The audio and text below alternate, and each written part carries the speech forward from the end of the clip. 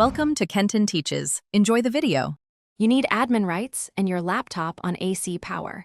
Once ready, open Settings and go straight to Windows Update. Pause updates immediately for the maximum days to stop automatic downloads while you work. Make sure to also set active hours so the system won't restart unexpectedly. These steps stop near-term installs and give you time to follow the deeper controls in the next slide. Do this now so the update process is suspended before you change system services. Next, you'll take control of the services that fetch and install updates. Open Services. MSC, locate Windows Update WiiWaServe, stop it, and change startup type to disabled. This prevents it from restarting. Then disable delivery optimization and bits to block peer and background transfers. Once done, verify in Task Manager there are no update-related processes running.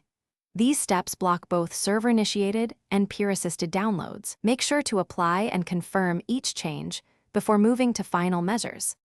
Finally, lock changes with group policy or the registry. Set policies to disable automatic updates or set configure automatic updates to 0 in the registry. Reboot and monitor for 1 to 2 days to ensure no background downloads restart.